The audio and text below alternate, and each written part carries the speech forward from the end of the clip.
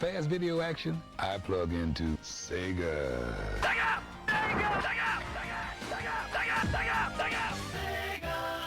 When people talk about their favorite Sonic games, they'll usually bring up the classic series or maybe the adventure series, but I don't think I've ever heard anyone say, yeah, my favorite Sonic game is the one where you collect birds.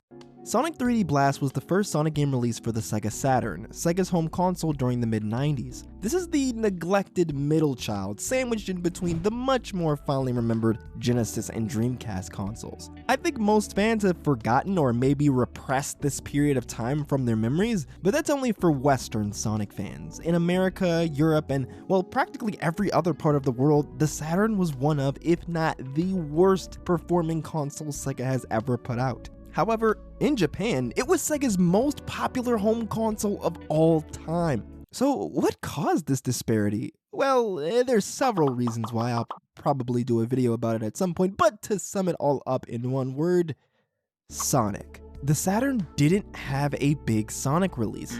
Previously in the West, Sonic brought the Genesis to life. Sonic was the reason Sega was able to get the edge over Nintendo. Sonic was a killer app, a symbol, a pop culture icon. In Japan, ironically, Sonic has never really been all that popular in his home country, but everywhere else, he was a star. That's why Sega always slaps Sonic's name onto all of their collections and mascot get-togethers. That's also why Sonic games are very unique in that many of them were released in America first before Japan.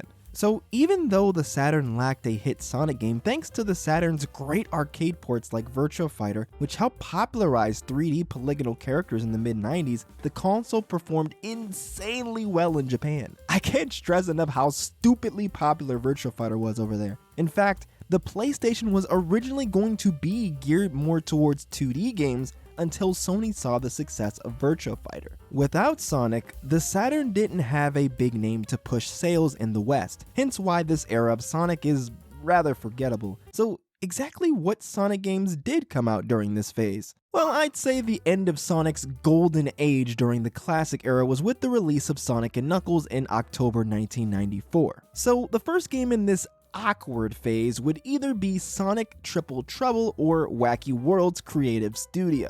We actually don't know when Wacky Worlds came out. It was sometime in November, I don't know. Early video game history is not very well documented at all, especially for more obscure titles. But then again, we still don't know when the original Super Mario Bros. Was released in North America, so even famous games aren't exempt. Sonic Triple Trouble is a sequel to 1993's Sonic Chaos, as in Japan this series is called Sonic and Tails. They did Tails dirty, removing his name from the title, and they even had the audacity to kick him off the title screen. This game is a 2D platformer developed by Aspect, who were responsible for many of the Sonic Game Gear games, but unfortunately the company went bankrupt in 2018.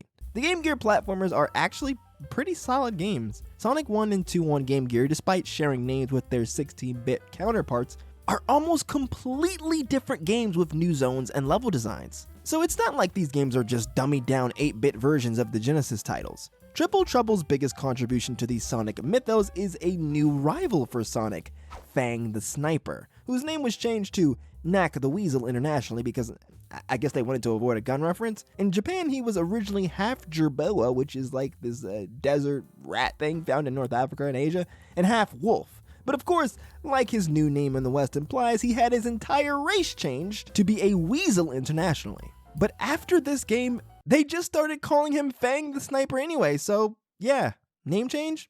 Kinda pointless. Fang was designed by Shinichi Higashi, aka Toma, who was actually a Sonic fan while he was in art school, and he ended up becoming a Sega employee working with Sonic Team. So for all you guys telling Sega to hire the fans, don't worry, they've been doing it since before most of you guys were born.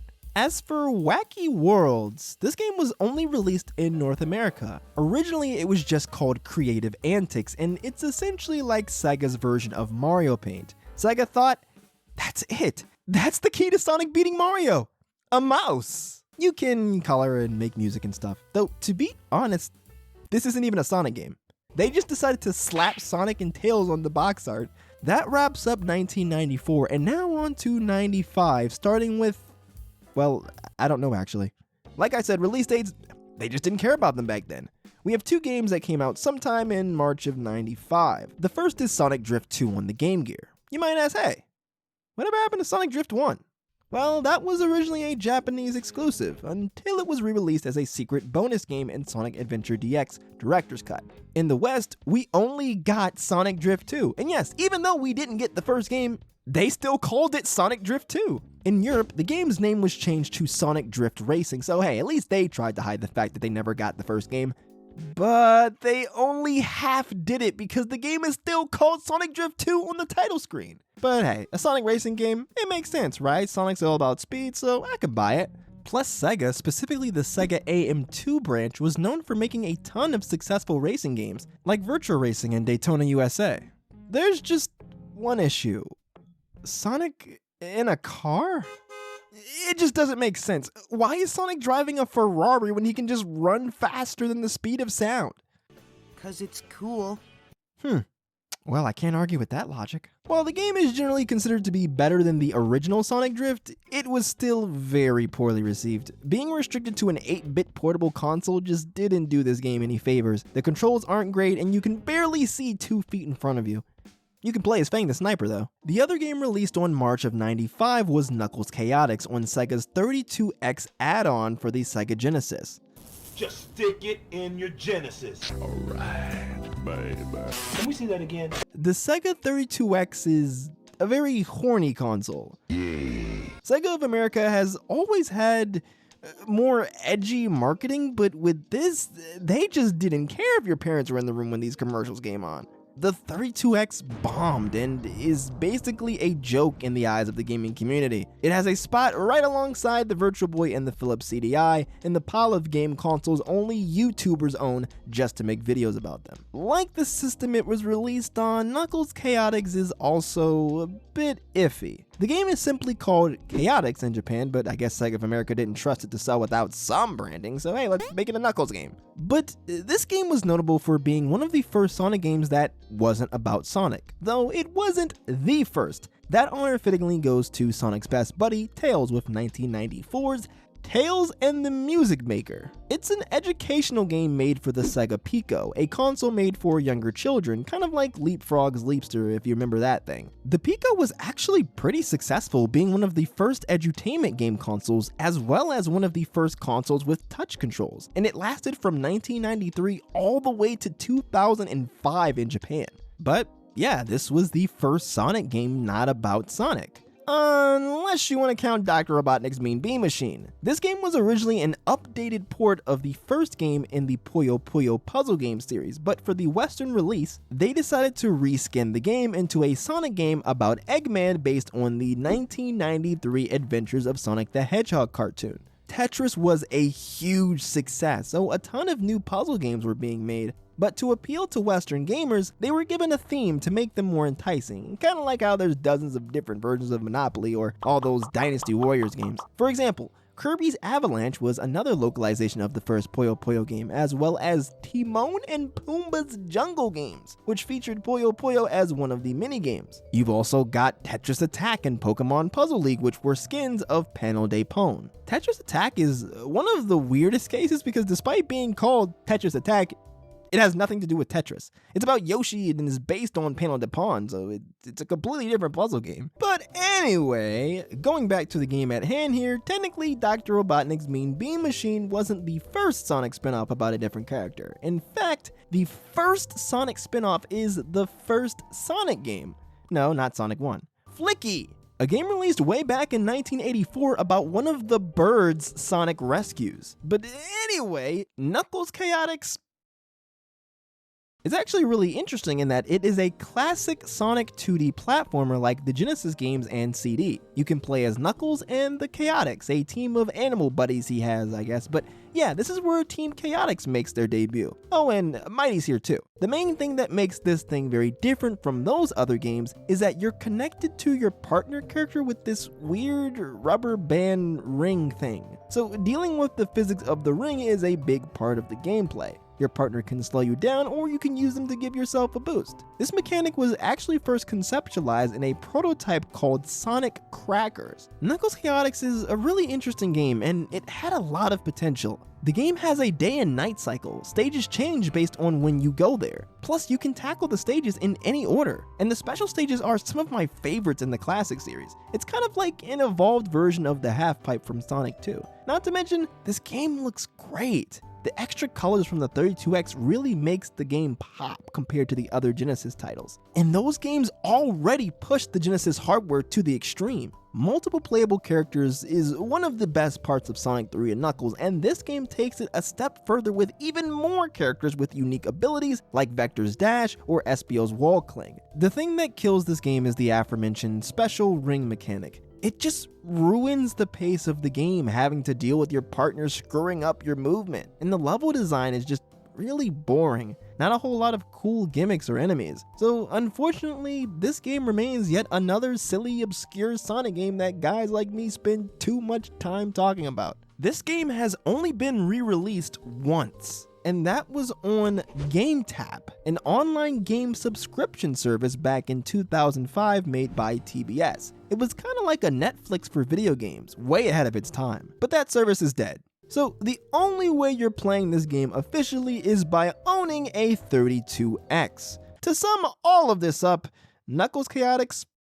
Knuckles wasn't the only Sonic side character to get his own game though, because Tails actually got 2 games this year too, Tails Sky Patrol and Tails Adventure. Once again, we have an originally Japanese exclusive game in Tails' Sky Patrol on the Game Gear, but this game finally came over to the West thanks to Sonic Adventure DX. Sky Patrol is an auto-scroller where you play as a flying Tails. You can use this ring to attack enemies and interact with objects. Tails Adventure is, well, an adventure game. You go around exploring the level, finding items, and using machines to help you progress. Both games are okay, honestly. They're not really like any other Sonic game, but I can look past that as it's a spin-off based on a different character. Tails' Sky Patrol is easily the more unique of the two, and that's probably because this wasn't supposed to be a Sonic game.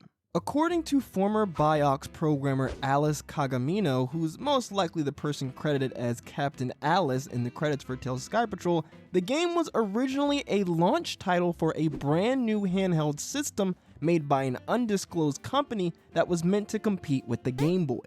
The game was finished, but the console ended up getting scrapped, so all that work ended up being for nothing. To make some of their money back, they ended up getting in contact with Sega to make the finished game into a Sonic title for the Game Gear. In early footage of Tails Sky Patrol, we can see an enemy that looks remarkably similar to Disney's Pete character. So it's theorized that the original game might have been a Disney licensed game.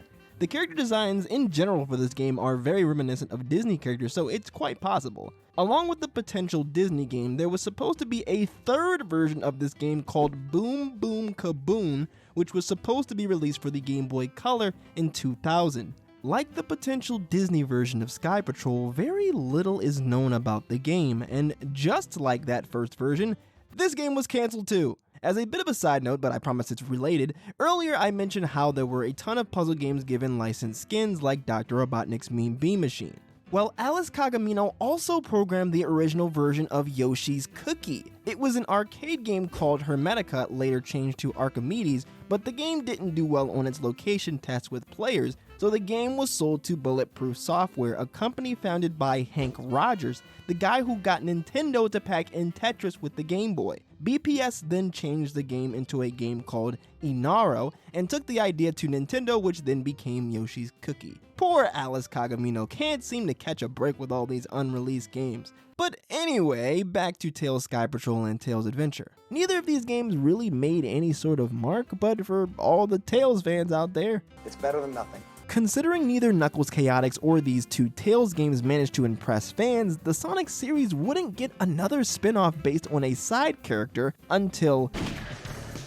Okay, so quick correction. I said we didn't get another side character focused spin-off until Shadow the Hedgehog, but that's not true. There were actually a number of Sonic Cafe mobile games released featuring some of Sonic's secondary cast. Sonic Cafe was a mobile phone service in Japan that lets you have access to a ton of Sonic mobile games by paying a monthly fee. This service had a ton of iconic games like Sonic Bowling, which was so good that it got a remake in 2009. And who could forget the successor to the Sonic Drift series, Sonic Racing Kart, a game which got a sequel the same year called Sonic Racing Shift Up. The series went dormant for 3 years, but we finally got the long-awaited conclusion to the Sonic Racing Kart series with Sonic Kart 3DX. Probably the weirdest Sonic Cafe game was Sonic Golf C-Mode Cup, which was an updated version of Sonic Golf, also released for Sonic Cafe. It was a collaboration between Sega and Coca-Cola Japan, where you could earn points in the game that you could translate into actual money that you could use to purchase drinks from Coca-Cola machines, using their Club C-Mode app. As for the Sonic spin-offs based on other characters on this service, we have Good Friend Chow, which is basically a mobile Chow garden. There's also Eggman's Number Guessing Panic, where Eggman has planted bombs and you have to work with Tails to figure out how to disarm them. This one actually sounds pretty crazy. Then there was Tails' Flying Get, which is essentially a phone version of the minigame from Sonic Battle. You just go around collecting rings. Then there was also Amy's Page 1, which is apparently based on a real card game, which is kind of like Uno. The most interesting thing about this game is that you play against Cream, Rouge, and a Hero Chow. Okay. Outside of Sonic Cafe, there are some other games too, like some of the LCD games and also some Flash games online, but that's a whole other can of worms to open. I know, it's a little disappointing that I won't talk about them today. But not as disappointing as the next game on the Game Gear, Sonic Labyrinth. This game is a puzzle, adventure, action game. All I know is that the game is bad. The story is that Eggman sneaks into Sonic's house, replaces his shoes with slow-down shoes to get rid of his speed, and now Sonic has to go through this labyrinth looking for these keys to get the Chaos Emerald so he can take off the shoes. It's considered to be one of the worst Sonic games due to its boring levels, bad camera, difficult controls, and most importantly, Sonic is slow. That's like the sun being cold. It doesn't make sense. And unfortunately, that's where 1995 wraps up. And that's also where I'm going to wrap up this video. I know what you're probably thinking. There's like tons of other games we haven't talked about, and I'll get into the games that came out in 1996 and 1997 in part 2 of this little video series because I didn't feel like making this a 40-minute video. When part 2 comes out, I'll have a little end card on the video that you can click on to watch it. It'll probably be in the suggested videos, or you can just go to my channel and check it out.